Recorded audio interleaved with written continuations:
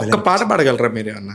The తంగిడతగ తరిగిడతగ తాం తద్ది తంగిడతగ తరిగిడతగ తై the తంగిడతగ తరిగిడతగ the తద్ది తత్త తకిట తక్క తజ్జండు జండు తత్త తకిట తక్క తదిం దిం తతక దిం తతక తక దిగ్గు తక దిగ్గు తదిగిన్నతం తళ్ళంగుతోం తగద దిక్కిట్ట తక్క తళ్ళంగుతోం.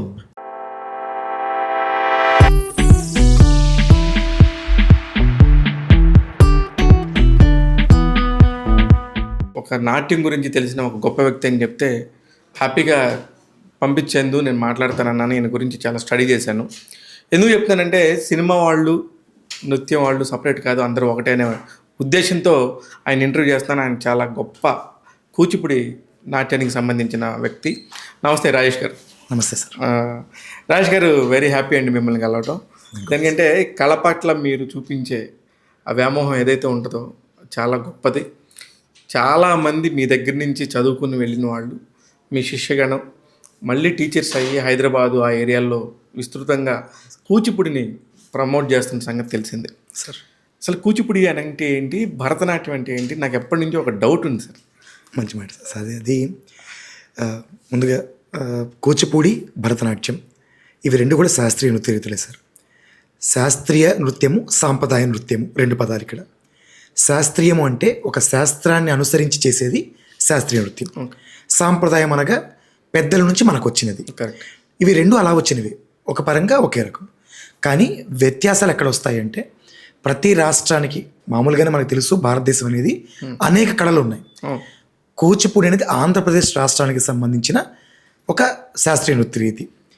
ఈ భరతనాట్యం అనేసరికి భరతనాట్యము తమిళనాడుకు సంబంధించినది. అయితే భరతనాట్యము, కూచిపూడి నాట్యము అని మాట్లాడినప్పుడు నాట్య సాంప్రదాయము వేరు సార్, నృత్య సాంప్రదాయము, నృత్య సాంప్రదాయం వేరు ఉంటుంది. సో నృత్యము, నాట్యం అనేది 3 లెవెల్స్ ఒక డ్యాన్స్లో.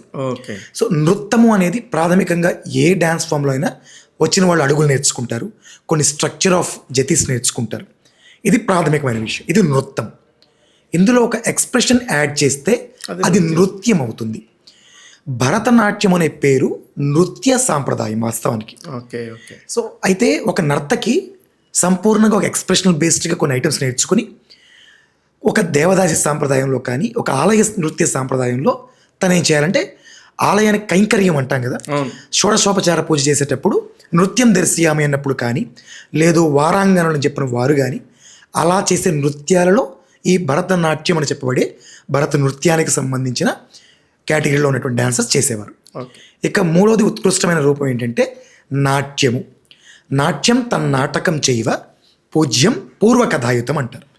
అంటే పూర్వకథలలోని పురాణ ఇతిహాస ప్రబంధాల నుంచి ఏదైనా ఒక చిన్న కథను తీసుకొని దానిలో క్యారెక్టర్స్ అన్ని రాసుకొని ఒక్కొక్క క్యారెక్టర్ ఒక్కొక్క మనిషి వేస్తూ ఒక కంప్లీట్ ఒక నాటకాన్ని ప్రదర్శిస్తే నాట్యం అంటే నాటకమే అవుతుంది. దాన్ని ఆలంబనగా తీసుకున్న వారే కూచిపూడి భాగవతులు.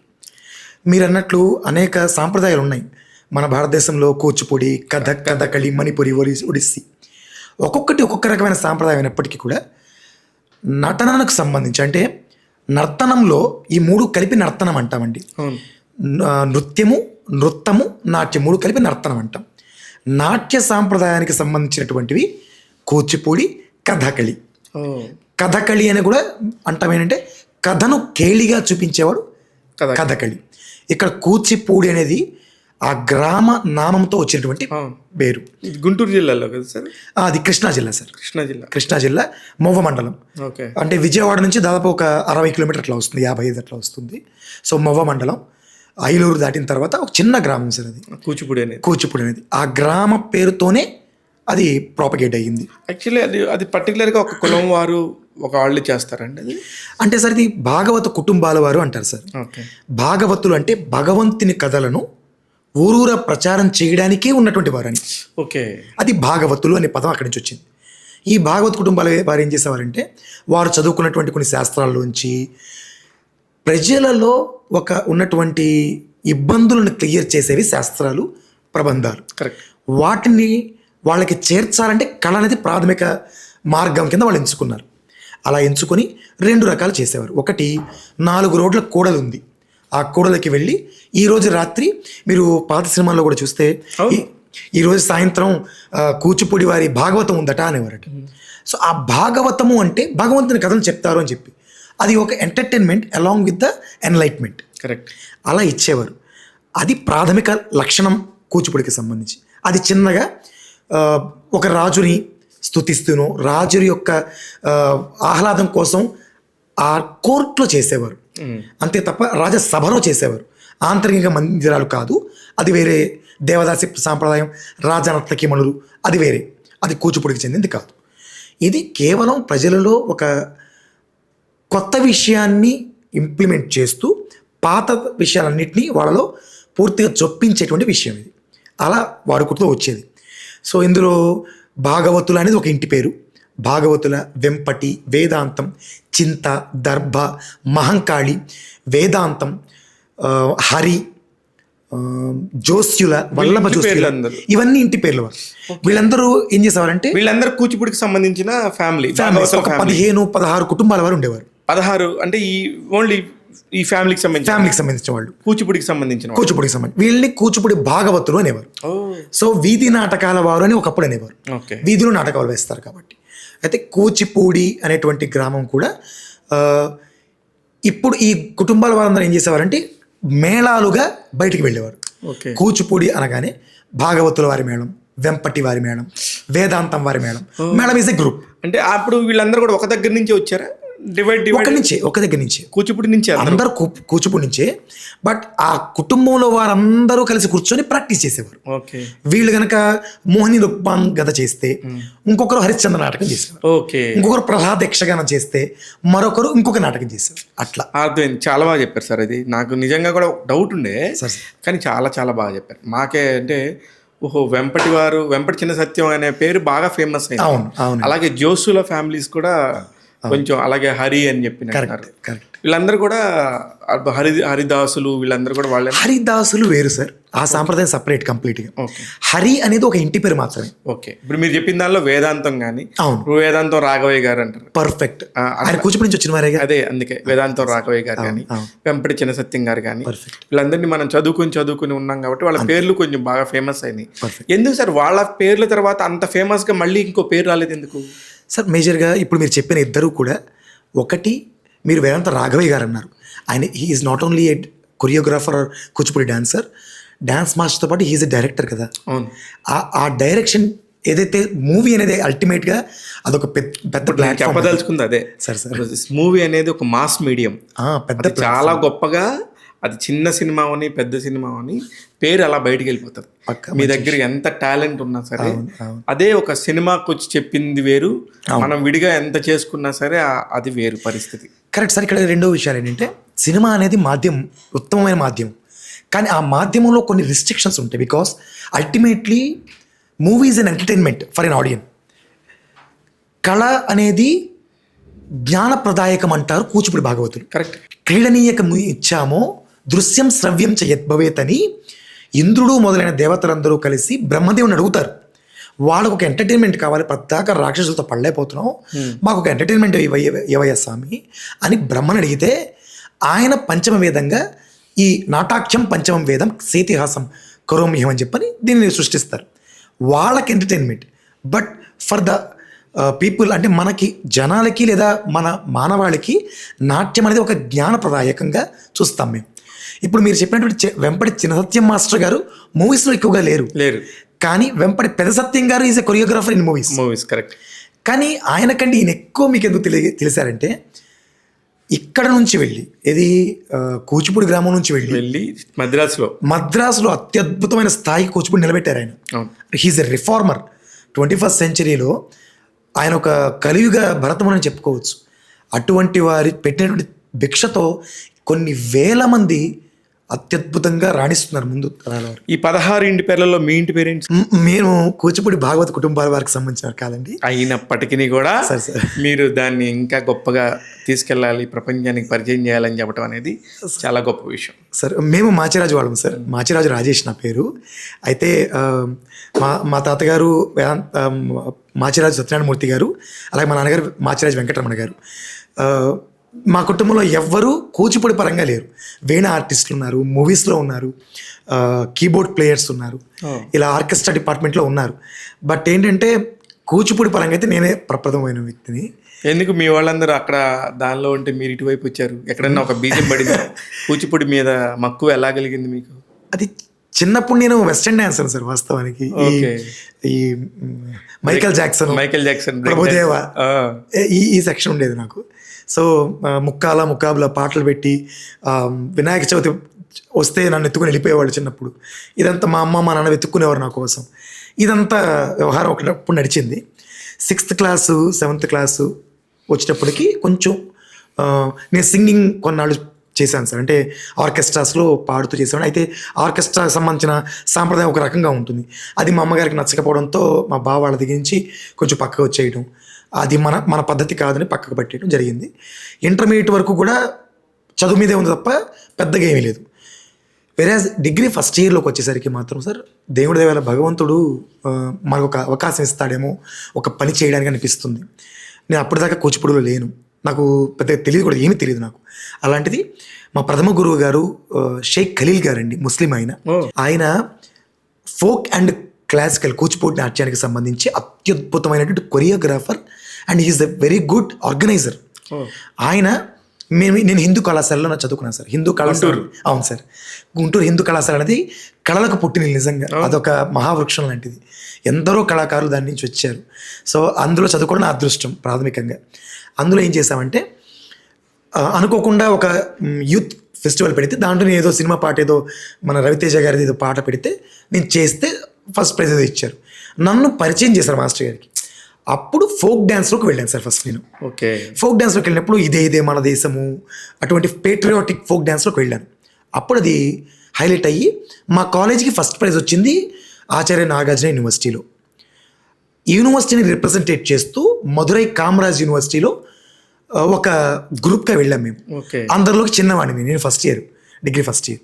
అక్కడ గురుగారు ఒక మాట అన్నారు, నువ్వు బాగానే చేస్తున్నావు, మరి నా దగ్గరికి వస్తావా అని అడిగారు. అంటే వస్తావా అంటే నేను ఫీజు కట్టుకునేటువంటి సందర్భం నాకు లేని సందర్భం. అప్పుడు వస్తానండి అంటే నీకు పార్ట్ టైం జాబ్ కూడా ఇస్తాను, నీకు నేర్చుకుంటూ చేద్దిగాని అన్నారు. అప్పుడు రాధామాధవ రసరంజని అనేటువంటి ఒక సంస్థ గురుగారి ద్వారా స్టార్ట్ అయ్యి అక్కడ పార్ట్ టైం జాబ్తో పాటు ఫోక్ డ్యాన్స్ చేశాను. చిన్నగా ఫోక్ డ్యాన్స్ నుంచి క్లాసికల్ డ్యాన్స్కి వచ్చాను. తర్వాత డిగ్రీ తర్వాత ఒక 4 ఏళ్ళు గ్యాప్ వచ్చేసింది నాకు. అదేంటంటే జాబ్ వచ్చింది సార్ నాకు బీపీఓ సెక్టార్లో ఒక క్వాలిటీ అనలిస్ట్గా జాబ్ వచ్చి అనుకోకుండా ఆర్ట్ నుంచి డీవేట్ అయిపోయాను. అప్పటికే యాక్చువల్గా నాకు ఆర్ట్ అంటే ఇంత బాగుంటుందని కానీ గురుగా నాకు చెప్పుకుంటూ వచ్చారు, కానీ పసితనం నాకు. మా అమ్మ వీళ్ళు కష్టపడుతూ వచ్చే రూపాయి కాబట్టి నేను ₹1 ఇస్తే తప్ప ఇంకొంచెం బెనిఫిట్ అవుతుంది వాళ్ళకి, వాళ్ళు కొంచెం నీట్గా ఉంటారనే ఉద్దేశంతో ఉండేవాడిని. అలాంటి సందర్భంలో పక్కకు వచ్చేసాను. 4 ఏళ్ళు 5 ఏళ్ళు గ్యాప్ వచ్చింది.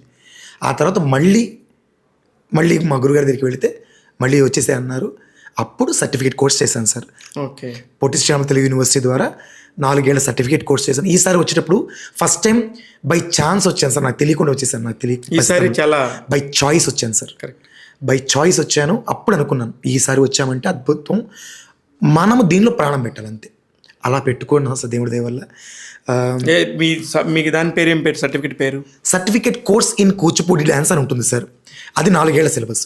ఎక్కడ ఉంటుంది ఇది? పొట్టి శ్రీరాములు తెలుగు యూనివర్సిటీ హైదరాబాద్లోనే ఉండేది సార్. అయితే నాంపల్లిలో ఉండేది సార్. అయితే దాని అండర్లోనే ఏపీ తెలంగాణ 2 కూడా రన్ చేసుకుండేవాళ్ళు. మీరు అక్కడ ఏపీలో చేశాను సార్, గుంటూరులోనే చేశాను. శ్రీ మంగళంపల్లి బాలమురళీకృష్ణ ప్రభుత్వ సంగీత నృత్య పాఠశాల దాని పేరు, అక్కడ చేశాను ప్రైవేట్ క్యాండిడేట్. కానీ గుంటూరులో ఈ మధ్య నేను గమనిస్తే సార్ చాలా వరకు కళాక్షేత్రాలు కానీ సార్ వీటన్నిటి మీద చాలా గ్రిప్పింగ్గా ఉంది. చాలా ఉన్నాయి కదా, చాలా మంది కూడా చాలా ఔత్సాహికంగా బాగా పోరాడుతున్నారు. వాళ్ళందరూ కూడా ట్రై చేస్తున్నారు. కాంపిటీషన్ కానీ లేకపోతే డ్యాన్స్ కాంపిటీషన్స్ కానీ వీటన్నిటి మీద విస్తృతంగా జరుగుతున్నట్టుగా అనిపిస్తుంది నాకు. చేస్తున్నారు సార్. అది ఇప్పుడైనా కాదు, మొదటి నుంచి ఉంది. కానీ అదే ఒకటే సార్, క్వాలిటేటివ్గా ఉన్నటువంటి వాళ్ళు చాలామంది ఉన్నారు. సో మా గుంటూరులో కూడా ప్రఖ్యాత మహంకాళి, ఇప్పుడు మనం చెప్పుకున్నటువంటి ఇంటి పేరులో మహంకాళి సూర్యనారాయణ శర్మ గారు మా గుంటూరు వారు. సో అంటే కూచిపూడి వారు గుంటూరుకు వచ్చి స్థిరపడ్డారు. అది మా అదృష్టం. ఆయన కూచిపూడి, ఇటు కూచిపూడితో పాటు అటు భరతనాట్యంలో కూడా చాలా మంచి స్థాయిలో ఉన్న వ్యక్తి. అలాగే మా ఖలీల్ మాస్టర్ గారు తర్వాత కాజా వెంకట సుబ్రహ్మణ్యం మాస్టర్ గారు, ఆయన కూడా కూచిపూడిలో డాక్టరేట్ పొందున్నారు.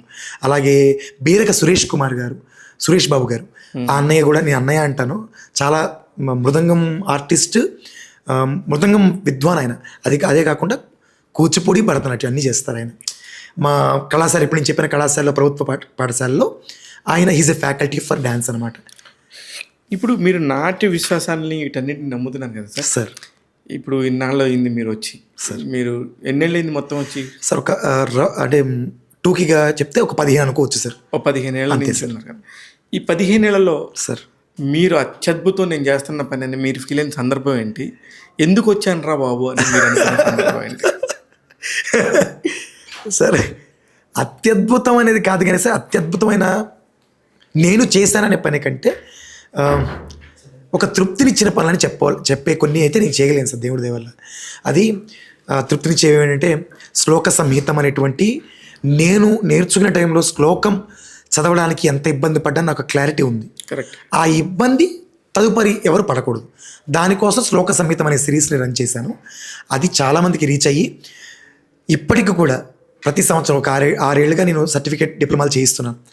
పిల్లలకు నేను చేయించడానికి వెళ్ళినప్పుడు ఎవరో ఒక పేరెంటో ఒక పాపాయు, నమస్తే అండి, నేను మీ శ్లోక సంహిత యూట్యూబ్ సిరీస్ చూసి మా పిల్ల ప్రిపేర్ అయ్యింది, ఈ ఎగ్జామ్లో ఆ అమ్మాయి చేయడానికి మీరు కారణం అయ్యారు, థ్యాంక్స్ అని చెప్పినప్పుడు అది ఒక తృప్తినిస్తుంది సార్. కరెక్ట్. నేను ఒక క్షణం, ఒక టైంలో నేను ఇబ్బంది పడ్డ విషయం నాకు తెలుసు, అది ఇంకొకరికి క్లియర్ అయిందనే విషయం వాళ్ళు చెప్తున్నప్పుడు ఉండే ఆనందం వేరే సార్. చాలా చాలా అది మొదటిది.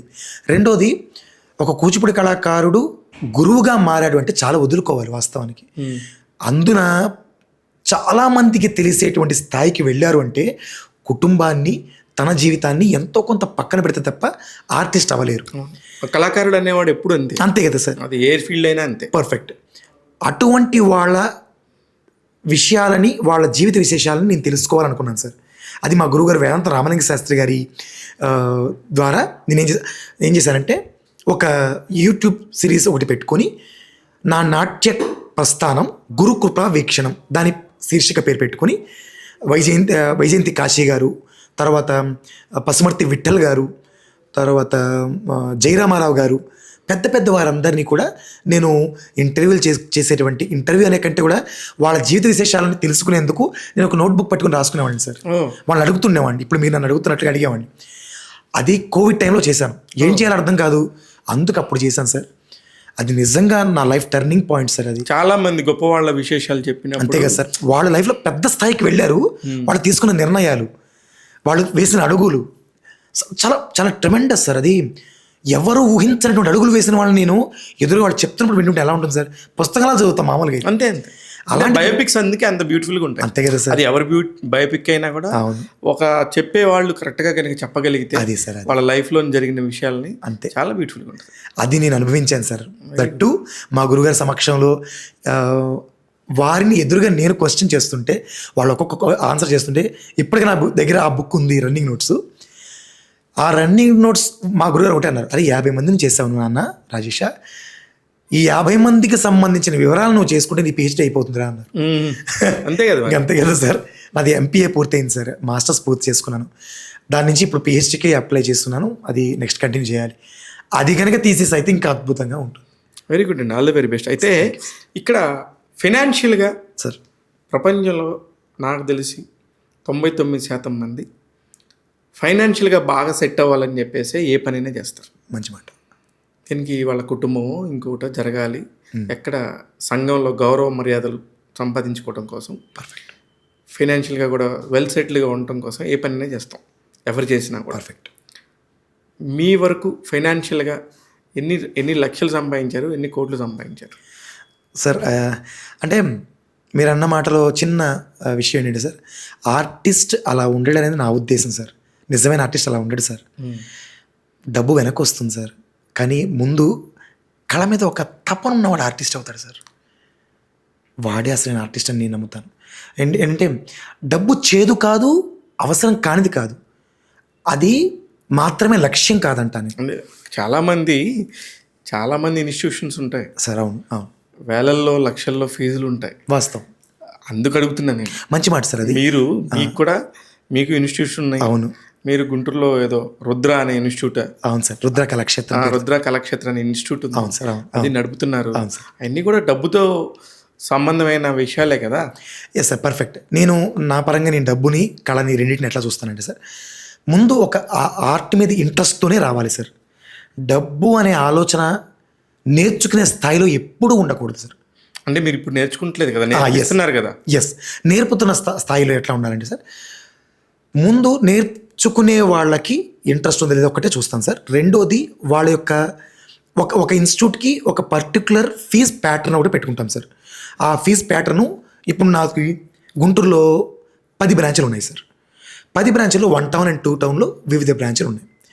ఒక బ్రాంచ్లో 800 ఫీజు ఉన్న బ్రాంచ్ ఉంది, 1000 రూపాయల బ్రాంచ్ ఉంది, 1500 రూపాయల వరకే మ్యాక్సిమం ఫీజు ఉన్నటువంటి బ్రాంచ్ ఉంది. సార్ ఎందుకు అన్ని చోట్ల మీరే కదా? Yes, correct. ఈ 800 రూపాయల బ్రాంచ్ ఏదైతే ఉందో అక్కడ నేను ఎందుకు అంత ఫీజు తీసుకుంటానంటే, అది ఆ ఏరియాలో ఫీజు ఎక్కువ పెడితే కళను కనీసం అటువైపు చూడడం కూడా చూడలేనటువంటి తాపి మేస్త్రుల పిల్లలు, ఇంట్లో పనులు చేసుకునేటువంటి వాళ్ళ పిల్లలు, వీళ్ళందరూ ఉండేటువంటి ఒక ప్రదేశం అది. అర్థమైంది. ఆ ప్లేస్లో నేను మనీ కోసమే ప్లాన్ చేయకూడదు, ఖచ్చితంగా అక్కడ ఉండాలి. ఇంకొక పక్కన 2 టౌన్లో ఉండేటువంటి సిచ్యువేషన్ ఎట్లా ఉంటుందంటే, ఒక ప్లేస్ మనకు కావాలంటే ఖచ్చితంగా రెంటల్ బేస్డ్లోనే వస్తుంది, మనకి వేరే ఆప్షన్ ఉండదు. అప్పుడు అక్కడ నేను మీరు చేయడానికి తగ్గట్టుగా ఫీజు వసూలు చేసుకుంటాను. ఆ ఫీజు వసూలు చేసుకున్న దాంట్లో నేను ఏం చేస్తానంటే, ఫీజు నేను ఇక్కడ 800 చెప్పినా, ఇంకొక దగ్గర 1000 రూపాయలు చెప్పినా, 1500 చెప్పినా, నిజంగా వాళ్ళు జెన్యూన్గా ఇంట్రెస్ట్ ఉంది అనే విషయాన్ని నేను 3 నెలలు చూస్తాను సార్.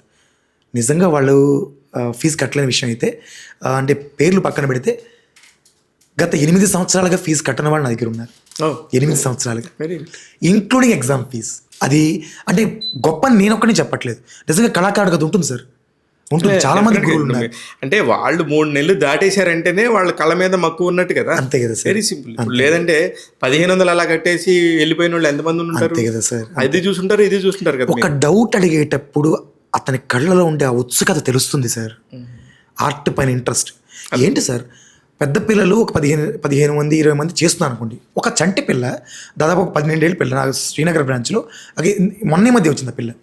అలా చూస్తుంటుంది సార్, దాని కళ్ళలో దాన్ని ఒక ఆర్ద్రత చూస్తాం సార్, కాంక్ష ఉంటుంది. ఖచ్చితంగా మనం కూడా అవ్వాలి, మనం కూడా చెయ్యాలి. అది అబ్జర్వ్ చేసినప్పుడే మనం వాళ్ళకి టీచర్ అవుతాం సార్. ఓకే, దానిలో అది ఉంది. నాకు 2-3 పిల్లలు ఉన్నారు సార్, హిత్తిక ఇట్లా పిల్లలు ఉన్నారు, చిన్న చిన్న పిల్లలు. వాళ్ళ వయసు చిన్నది, అఫ్కోర్స్ వాళ్ళ అనుభవం కూడా తక్కువే, వాళ్ళ తగ్గట్లేదు. కానీ వాళ్ళ ఆలోచన విధానం ఎట్లా ఉంటుందంటే సార్, వాళ్ళ చూపులో ఒక ఆకలి ఉంటుంది సార్, చేసేయాలి మనం ఎప్పటికైనా. అది కదా సార్ నిలబెట్టేది ఆర్టిస్ట్ని. వెరీ నైస్, అసలు సూపర్. అయితే అసలుకి కొంతమంది మీ దగ్గరికి వచ్చినప్పుడు సార్ వీళ్ళు డబ్బులుండి వచ్చారా, ఏదో చేయాలని టైం పాస్కి వచ్చారా, వీళ్ళు నిజంగా విషయం ఉన్నోళ్ళేనా అనేది మీరు చూడగానే కనిపెట్టగలరా? అర్థమైపోతుంది సార్, అర్థమవుతుంది కదా. అంటే ఇన్నేళ్ళ బట్టి ఉన్నాం కదా సార్, అర్థమవుతున్నారు కాబట్టి అదే పేరెంట్ పాప వచ్చే విధానాన్ని బట్టి అర్థమైపోతుంది, ఫస్ట్ మాటలు అర్థమైపోతుంది సార్. పేరెంట్స్ని బట్టి చూసి కూడా తెలిసిపోతుంది 100%. పేరెంట్స్ డబ్బులు ఉన్నాయి కదా, ఏదో 3 నెలలు టైం పాస్ చేద్దాం అనేది ఉండదు సార్. వాళ్ళకి ఎలా ఉంటుందంటే క్విక్ అని ఉంటుంది, ఇలా అమ్మాయి కంటే ఈ అమ్మాయి స్టెప్లు వేసేసేయాలి అన్నట్టుగా ఉంటుంది. ఇది ఒకటి ఉంటుంది. చిన్న ఎగ్జాంపుల్ సార్, మొన్న ఒక 3 నెలల క్రితమే ఒక ఆవిడ హడావిడిగా ఫోన్ చేసి, నేను మిమ్మల్ని కలవాలి సార్, నేను పలానా బ్రాంచ్ పలానా టైంలో ఉంటానని చెప్పాను, నా కోసం ముందుగానే వెయిట్ చేస్తున్నారు ఆవిడ. నేను ముందు క్లాస్ పూర్తి చేసుకొని వచ్చాను. ఆవిడ ఒకటే మాట అన్నారు, మా అమ్మాయి 3 నెలలు ఉంటుంది, ఆన్ అండ్ ఆఫ్ వస్తుంది, మా అమ్మాయికి సినిమాల్లో అవకాశాలు ఉన్నాయి, ఎవరిదో వేరే సినిమాలో ఏదో చేసింది ఆల్రెడీ, ఇప్పుడు ఇంకో సినిమాలో చేయబోతుంది, ఆ అమ్మాయికి 3 నెలల్లో ఎక్స్ప్రెషన్స్ రావాలి, ఏడవటం, ఇదే ఇట్లాగే చెప్పారు ఆవిడ, ఏడవటం, కోప్పడటం, సంతోషం పొందటం, ఇవన్నీ 3 నెలల్లో వచ్చేయాలని. అంటే 3 నెలల్లో రావడానికి అది ఇన్స్టెంట్ కష్టం అండి. భావం రావాలంటే అనుభవించాలంటే ఆ భావన యొక్క స్థాయి తన మనసుకు హత్తుకోవాలి. అది 3 నెలల్లో వచ్చేది కాదండి, పెద్ద పిల్లే, కానీ ఆ మెచ్యూర్డ్ మైండ్ రావడానికి కొంచెం సమయం పడుతుంది సార్. అది సార్ ఇన్బిల్ట్ ఉండాలి ఒకటి. రెండో కొంచెం టైం ఇవ్వాలి, ఇన్బిల్ట్ ఉండాలి. మీరు నేర్పేదానికి వాళ్ళు మీకు అసలు ముందు గురువు గారికి శిష్యురాలకి జెల్ ఉండాలి. భలే మాట చెప్పారు సార్, ఆ బంధం కుదరాలి. ఆ బంధం లేకపోతే గురువుకి అంటే ఇష్టమే లేదనుకోండి, అయిపోయింది. ఏం వెళ్తాం, శిష్యుడు అంటే సర్లే ఇడేదో వస్తాడు పోతాడు అనుకుంటే ఏముంటుంది. కరెక్ట్. ఇది కూడా 80 మందిలో 80 మంది ఒకేలాగా ఎందుకుంటారు? వాళ్ళు రోబోస్ కాదు కదా. అంతే కదా సార్. అలా ఉన్నా మనకి మోనోటనస్ అనిపిస్తుంది సార్. అదే రకరకాలు కలిపితేనే అన్నీ కదా సార్. Very nice. అదే చూసి కనిపెట్టగలరా లేదా అని. ఎంత ఇప్పటివరకు ఈ 15 సంవత్సరాల్లో ఎంత మందికి శిక్షణ ఇచ్చి ఉంటారండి? సార్ అట్లా లెక్క పెట్టలేదు సార్. లెక్క పెట్టాలండి. అవునా? లెక్క పెట్టితేనే మీకు రేపు పొద్దున గిన్నిస్ బుక్ అవార్డు రావాలి. అంతమందిని తయారు చేశారు అనుకుని, అంటే ఒక లక్ష్యం అనేది ఉండాలి కదా అంట నేను. సార్ నాకంటూ లక్ష్యం ఉంది సార్. అదేంటనేది అడుగుతుంది. రికార్డ్ అయితే కాదు కానీ సార్ నిజంగా ఇంట్రెస్ట్ ఉండి తపన ఉన్నటువంటి వ్యక్తులకి ఉన్నారు సార్. అలా ఉన్నవాళ్ళు నా దగ్గరికి అప్రోచ్ అయినప్పుడు, ఇది కేవలం కళ అనేది నువ్వు నేర్చుకోవడానికి, నేర్పించడానికి, ₹1 సంపాదించడానికి కాదు, లోపల ఒక ఆనందం పొందడానికి ఒక అవకాశం సార్. కరెక్ట్. లోపల ఒక ఫీల్ అవుతారు వాళ్ళు. ఆ ఫీల్ అయినప్పుడు సార్ ఏ రూపాయి దానికి మించదు సార్. కరెక్ట్. ఆ ఫీల్ అవ్వగలిగే మనసుని ఇవ్వగలిగినప్పుడు నేను ఆనందం పొందుతాను సార్. అది ఇవ్వాలి ఒకటి. రెండోది సార్, ఏ సాఫ్ట్వేర్ ఇంజనీరు నిజంగా ఇంకొక పరంగా మాట్లాడితే, సార్ మీరు చెప్పారు బాగానే ఉంది, మా పిల్లలకి ప్రెసిడెంట్ లైఫ్లో మేము ఇచ్చేటువంటి చదువులతో పాటుగా ఒక కళ నేర్పించాలంటేనే కష్టం, అందులో సెటిల్మెంట్ ఉంటుందా? 100% ఉంటుంది సార్. Settle అవ్వగలుగుతారు sir. నిజంగా వాళ్ళు ఖచ్చితంగా సెటిల్ అవ్వాలి అంటే సార్ ఎవరైనా అవుతారు. అంతే సార్. అది దానికి తగ్గట్టుగా కార్యదక్ష ఉండాలి, దానికి తగ్గట్టుగా మన మైండ్ సెట్ ఉండాలి. అంతే సార్. అంతే తప్ప ఇక్కడ ఏది పుట్టుకతో ఏది మనం ఇదేం చేయలేము, అదేం చేయలేం కదా. మనం ఎంచుకునే వే సార్, విధానమే. మనం దాని మీద ఎంత కరెక్ట్గా మనం టైం కేటాయిస్తున్నాం, దాని మీద ఎంత పర్ఫెక్ట్గా శ్రద్ధగా ఉన్నాం అనేది తెలిస్తే ఆటోమేటిక్. పర్ఫెక్ట్గా చెప్పారు సార్, పర్ఫెక్ట్ చెప్పారు. మనకు అట్లాగే ఉన్నారు సార్. ఇన్స్టిట్యూట్లో కూడా కొద్దిమంది పిల్లలు ఉన్నారు, ఎవరైతే ఇంట్రెస్ట్గా ఉన్న పిల్లలు ఇప్పుడు నా దగ్గర సర్టిఫికేట్ కోర్స్ చేసి డిప్లొమా కూడా చేసి ఈ సందర్భంలో వచ్చిన పిల్లలని కంటే ఇప్పుడు మీ సర్టిఫికేట్కి వాల్యూని ఎవరు కేటాయిస్తారు సార్? సార్ అది సర్టిఫికేట్ అనేది ఇట్ ఈస్ ఫ్రమ్ యూనివర్సిటీ. అదే ఆ యూనివర్సిటీకి మీరు అఫిలియేటెడ్ ఉన్నారా అంటున్నాను. సార్ సర్టిఫికేట్ కోర్స్ అనేది అఫిలియేటెడ్ కాలేజెస్లో చేస్తాం సార్.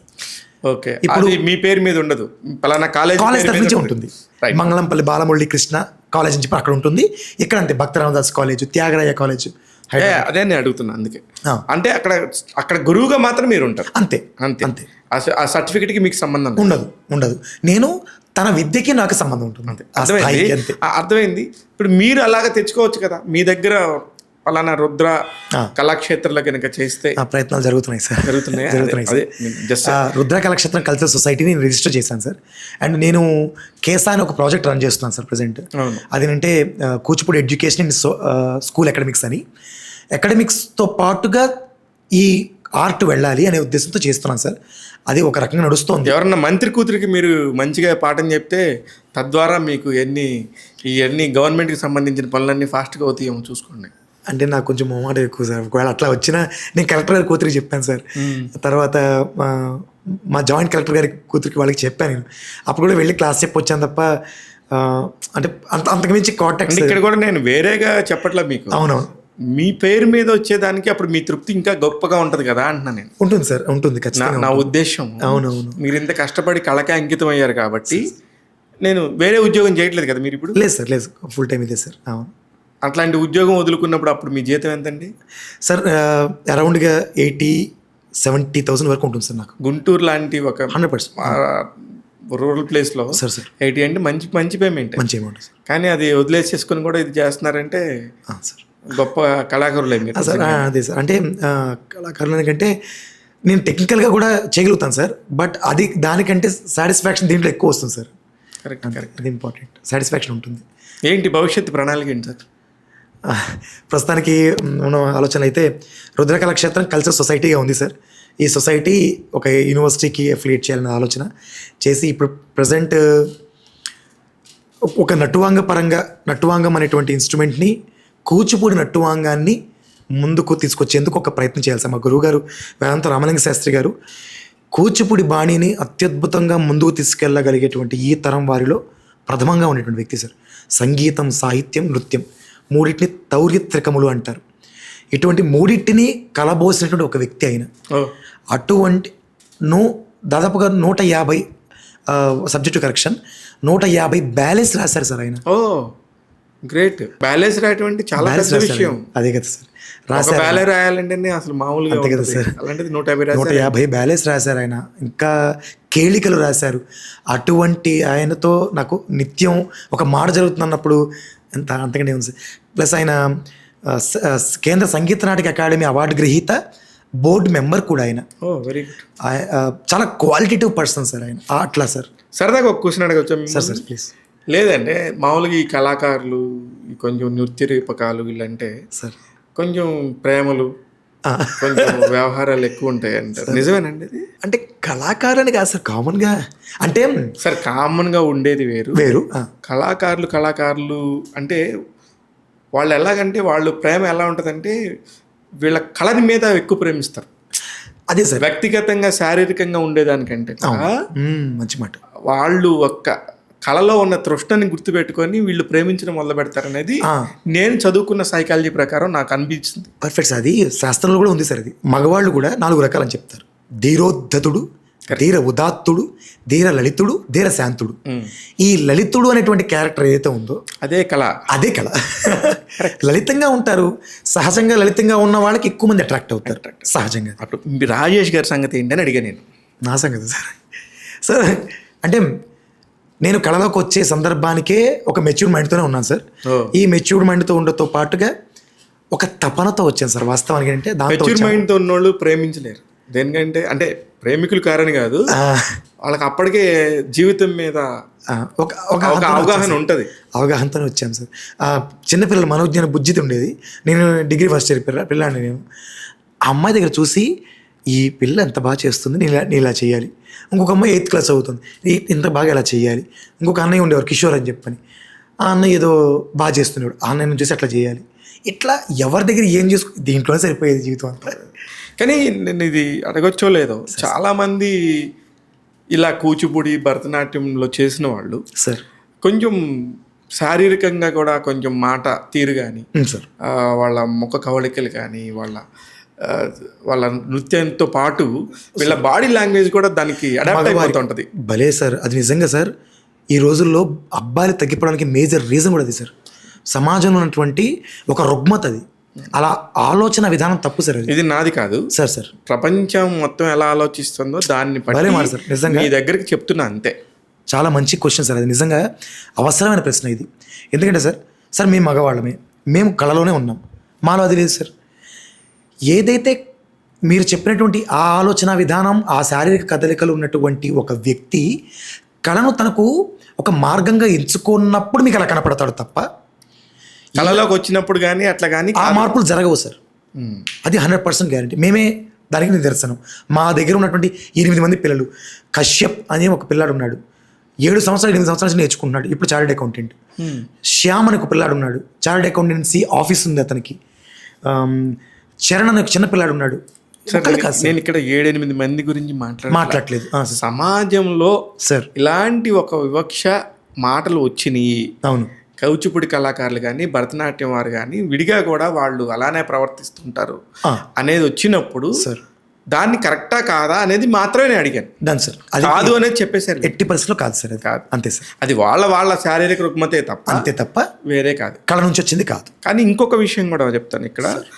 అలాంటి శారీరక రుగ్మత ఉన్న వాళ్ళు కూడా ఏదో బహిష్కరించేంత తప్పు చేసిన వాళ్ళు కాదు, 80% కాదు. వాళ్ళు కూడా సమాజంలో భాగమే 100%. ఎందుకంటే మొన్న మధ్య హిజ్రాస్ టాపిక్ వచ్చి ఒక టాపిక్ మాట్లాడినప్పుడు వాళ్ళ బాధ కూడా చూస్తే అరే నిజమే కదా, వాళ్ళు కూడా మనుషులే కదా, అంతే కదా. వాళ్ళు భగవంతుడు అలా చేస్తే వాళ్ళు మాత్రం ఏం చేస్తారు, అర్ధనారీశ్వర రూపం అనుకుంటాం సార్. అంతే కదా సార్. అంతే కదా, అంతేగా. అది తప్పు కాదు. ఇకపోతే నాట్యం కనుక కరెక్ట్గా చేస్తే సార్ అత్యద్భుతమైన నటులు అవుతారండి. దానికి ఉదాహరణ జూనియర్ ఎన్టీఆర్ గారు. ఎందుకంటే అతను ఇంకా అసలు అతను ఇంకా మామూలుగా అద్భుతం కాదు, నటరాజ స్వరూపం అంతే. అది ఎవరైనా చెప్పేస్తారు సార్. భారతదేశంలోని ఒక గొప్ప నృత్య రీతి తెలిసిన నటుడు, ఒక స్టార్ మాస్ హీరో అంటే జూనియర్ ఎన్టీఆర్. అంతే కదా సార్. అంతేనా? అది మీ దృష్టికి వచ్చిందా ఎప్పుడన్నా? అయ్యో సార్, గుంటూరులో ఆయన పెర్ఫార్మెన్స్ చేశారు సార్ 1988 ఆ సందర్భంలో. అయితే ఆ వీడియోని నేను ఎడిట్ చేశాను మా మాస్టర్ దగ్గర. ఆ ప్రోగ్రామ్ ఆర్గనైజ్ చేసింది మా ప్రథమ గురువు గారు ఖలీల్ మాస్టర్ గారు. ఆయన దగ్గర సిడీస్ అప్పట్లో క్యాసెట్లు ఉండేవి. క్యాసెట్స్ నుంచి సార్ ఆ క్యాసెట్ నుంచి సీడీకి మార్చినప్పుడు ఆ వర్క్ నేను చేశాను. ఆ వీడియోస్ ఇవ్వండి సార్. అయ్యో తప్పకుండా సార్, నిజంగా ఖచ్చితంగా ఇస్తానంటే నేను మన ఇంటర్వ్యూలో. అలాగే సార్, తప్పకుండా బాగుంటుంది. అలాగే సార్, తప్పకుండా. ఎందుకంటే ఆ రోజుల్లో ఆయన అంత కష్టపడ్డాడు కాబట్టి ఈ రోజున ఇంత పెద్ద స్థాయిలో ఉన్నారని చెప్పడానికి నిజం సార్. ఒకవేళ అలా భరతనాట్యం కాకపోయినా సరే చేయగలం, నాట్యం మీద నాలెడ్జ్ ఉంది తెచ్చుకోవాలనుకుంటే అల్లు అర్జున్ అవుతారు. అంతే అంతేకాని సార్, అంతే సార్. చిరంజీవి గారు సార్, చిరంజీవి గారికి నాట్యశాస్త్రం అద్భుతంగా తెలుస్తుంది సార్. అదే ఆయన ఒక్కొక్క రసం గురించి మాట్లాడతారు సార్. అవును, అద్భుతంగా చిరంజీవి గారు అంటే ఇప్పుడు మీరు రాజేష్ గారు కాబట్టి రాజేష్ గారి ఏజ్ గ్రూప్ తో మాట్లాడుతున్నాను అంతే తప్ప చిరంజీవి గారి గురించి అసలు ఆయన అలా కాళ్ళు అలా కదిపితే ఎంతమంది విజిల్స్ చేస్తారో, అంతే కదా, కెమెరా యాంగిల్ ఎట్టి నుంచి వస్తుందో కూడా చెప్పగలిగిన హీరో చిరంజీవి గారు. అంతే కదా సార్. ఎనీవేస్ సార్, అసలు చాలా బాగుండింది. ఎక్స్పెక్ట్ చేయాల నేను మీతో ఇంత చక్కగా మాడుకోవచ్చు అని, మీరు ఇంత బాగా మాట్లాడతారని. ఇంకా నాట్య శాస్త్రానికి సంబంధించిన గురుగారు అంటే అమ్మో ఎలా ఉంటారో అది ఇది అనుకున్నాను, కానీ you are very very very nice. Very మంచి విషయాలే వచ్చినాయి అనిపిస్తుంది. మీకు ఎలా అనిపిస్తుంది సార్? సార్ బాగుంది సార్. అంటే ఇంటర్వ్యూ అన్నప్పుడు ప్రిపేర్డ్గా ఉండటం ఒక ఎత్తు, ప్రిపేర్డ్గా లేకుండా మీరు అడిగే విధానంలో కూడా సహజంగా చాలా సార్, ఇది నేను ఇక్కడ ఇంటర్వ్యూ చేస్తున్నానంటే నా వెనకాల ఇన్ని క్వశ్చన్స్ ఉంటాయి. ఎందుకుంటాయి అంటే అవన్నీ సమాజానికి సంబంధించిన ఆలోచనలు అవన్నీ. ఇట్స్ న్యాచురల్ వేస్ అంతే తప్ప వేరే కాదు. అలాగే నేను ఏమైనా శాస్త్రం గురించి మీకు ఏమైనా ఎగ్జామ్ పెడుతున్నానా, నేను ఏమైనా ఎగ్జామ్ రాస్తున్నానా, మీ శాస్త్రం అంతా నేను తెలుసుకుని మాట్లాడటానికి. నాకు ఒక సమస్య ఉంది, ఒక ఐడియా ఉంది. భరతనాట్యం మా అక్క అసలు ఎంత బాగా చేస్తుందో కూచిపూడి. సార్ ఆ నెమలకి నేర్పినే నడకలివి అని ఉంది కదా సార్. అట్లాంటివన్నీ బాగా చేసేది. అమ్మాయికి అప్పట్లోనే 6వ తరగతి 7వ తరగతి 8వ తరగతిలోనే కలెక్టర్స్ వాళ్ళందరూ కూడా గిఫ్ట్లు ఇస్తుంటే వెనకాల ఇలా కూర్చొని చూస్తుండేవాడు. అందుకని ఆమె పేరు భాగ్యలక్ష్మి. మీ గుంటూరులోనే GGH లో చేస్తుంది. గుంటూరు గవర్నమెంట్ హాస్పిటల్ ఉంది కదా సార్. అవును సార్, GGH అందులో పనిచేస్తారు. భాగ్యలక్ష్మి గారు. భాగ్యలక్ష్మి కలుస్తాను సార్. కలవండి డెఫినెట్గా. లేదంటే ఆమెకు అంత ప్యాషను. ఇప్పుడు 52 ఏళ్ళ అమ్మాయికి ఇప్పటికీ కూడా నాట్యం మీద ఏదో ఒకటి నేర్చుకోవాలని సంగీత సాధన చేస్తుంది, పాటలు పాడుకుంటుంటది. ఎందుకు అమ్మాయి నీకు ఇవన్నీ అవసరం? అమ్మాయికి ఎంత జీతం? 1,00,000 పైన జీతం. అయినా సరే అవన్నిటికంటే తృప్తి ఈ అమ్మాయికి. అది సార్ మేజర్ పాయింట్. అంటే ఇక్కడ నేను ఎందుకు మిమ్మల్ని కలిపానంటే ఈ టాపిక్కి, ఇక్కడ డబ్బు ముఖ్యమే కాదు, తృప్తి ముఖ్యం మనిషికి. మంచి మాట సార్ అనే ఉద్దేశంతో అమ్మాయిని చెప్పాల్సి వచ్చింది. Correct sir. సో ఒక మిమ్మల్ని ఇంటర్వ్యూ చేయడానికి ఆ అమ్మాయి కూడా కారణం. లాస్ట్ చివరిగా వెళ్ళిపోయే ముందు ఒక క్వశ్చన్. ఇప్పుడు భారతదేశం కళలకు పుట్టిల్లు అన్నారు కాబట్టి, కళలకు పుట్టిల్లు మందే అయినప్పటికీ కూడా ఇదేదో మెటీరియల్ లాగా అయిపోయింది మొత్తం. అమెరికాలో చూస్తే సార్ మన కల్చర్ ఇంకా గొప్పగా, వాళ్ళు ఇంకా జయకేతనం ఎగరవేస్తున్నారు. అమెరికాలో కానీ, కెనడాలో ఉండొచ్చు, ఆస్ట్రేలియాలో ఉండొచ్చు. మన తెలుగు వాళ్ళ పిల్లలు కూచిపూడి మీద కానీ, భరతనాట్యం మీద కానీ వాళ్ళు అసలు అరంగేట్రాలు చేస్తున్నారు. ఎంత గొప్పగా అరంగేట్రాలు చేస్తున్నారు. ఎందుకు మన దగ్గర అంత విస్తృతంగా జరగట్లేదు? గవర్నమెంట్ లోపం అంటారు ఇది. అలా ఏం లేదు సార్. అంటే ముతక సామర్థ్యం నుంచి తీసుకొస్తే సార్, పెరటి మొక్క వైద్యానికి పనికిరాదు. కరెక్ట్. మన దగ్గర ఉన్నప్పుడు విలువ ఎప్పుడూ తెలియదు సార్. కానీ ఒకటి నాకు ఇప్పుడు మీరు చెప్తున్నప్పుడు ఆన్లైన్ ద్వారా నేను ఇప్పుడు 7 కంట్రీస్ వరకు క్లాసెస్ చెప్తున్నాను sir. So US, UK, Australia, Netherlands, eastern ఆఫ్రికాలో యుగాండా అని ఒక ప్లేస్ ఉంది, అక్కడ కానీ ఉగాండాకి, UK వారు ఉన్నారు, బాస్టన్ సిటీస్, ఇవన్నీ న్యూ జెర్సీకి నేను వెళ్ళాను సార్. యాక్చువల్గా అక్కడ ఉన్నటువంటి TFAS Telugu fine arts society వారు నన్ను ఉగాది పురస్కారం ఇచ్చారు లాస్ట్ ఇయర్. సో అక్కడికి వెళ్ళి పెర్ఫామ్ చేశాను. చెప్పాలి కదా సార్ మీరు ఏం సాధించారన్న. అంటే సార్ అయితే అది జరిగింది. ఇవన్నీ ఈ సందర్భంగా ఎందుకు చెప్తున్నానంటే, అక్కడ వారికి మేము ఏదో కోల్పోయామనేటువంటి ఆలోచన గట్టిగా ఉంది సార్. కరెక్ట్. ఆ కోల్పోయిన దాన్ని, ఇది మంచి విషయం సార్, ఆ కోల్పోయిన దాన్ని ఎలా తీసుకోవాలని వెతుకుతున్నారు సార్. వాళ్ళ మనసులో వెతుకుతున్నాయి. అందుకే వాళ్ళు పండగలు కూడా ఎంత గొప్పగా చేస్తున్నారు. వాళ్ళ బట్టలు ఎంత ట్రెడిషనల్ గా మనలాగా, అసలు లంగాలు అసలు అవన్నీ ఎంత మంచిగా వేసుకున్నారు. నేను Sriramanavami sir, last year Sriramanavami అక్కడ చేసుకున్నాను. నేను నట్టువాంగం పట్టుకుని చేస్తుంటే, వాళ్ళు అతను భజన చేస్తుంటే నా స్టూడెంట్ అక్కడ డాన్స్ చేసింది సార్, రాముడి యొక్క పాటని. Anyways all the very best Rajesh గారు. Thank you. ఇంకా మా టాక్ తెలుగు ప్రేక్షకులకు మీరు ఏమైనా చెప్పాలంటే నిరభ్యంతరంగా చెప్పచ్చు. టాక్ తెలుగు ప్రేక్షకులకి అంటే నేను చెప్పడం, ప్రాథమికంగా నేను కళాకారుని, కూచిపూడి కళాకారుని కాబట్టి ఒక మాట చెప్పాల్సింది. ఇక్కడ రకరకాల ఇంటర్వ్యూస్ మీరు అయితే చూసుంటారు. ఈ ఇంటర్వ్యూ కూచిపూడి పరంగా ప్రథమమేమో తెలియదు. ప్రథమమే. చాలా సంతోషం సార్. అది ఆ భాగ్యం నాకు దక్కడం నా అదృష్టం అది. అలాగే ఈ పరంగా కళ ఏదైనా, కూచిపూడి అని కాదు, మన భారతదేశం కళలకి పుట్టినిల్లు కాబట్టి ఏదో ఒక కళని మీ ఇంట్లో ఉన్నటువంటి పిల్లలకు నేర్పించే ప్రయత్నం చేస్తే వారి భవిష్యత్తు బాగుంటుంది. పరుగుల ప్రపంచంలో వాళ్ళ ఆనందాన్ని పొందడానికి ఇది ఒక మార్గం అవుతుంది. అది చెప్పడానికి ఇది వేదికగా ఉన్నందుకు టాక్ తెలుగు వారందరికీ నేను చాలా కృతజ్ఞుడై ఉంటాను. నమస్తే సార్.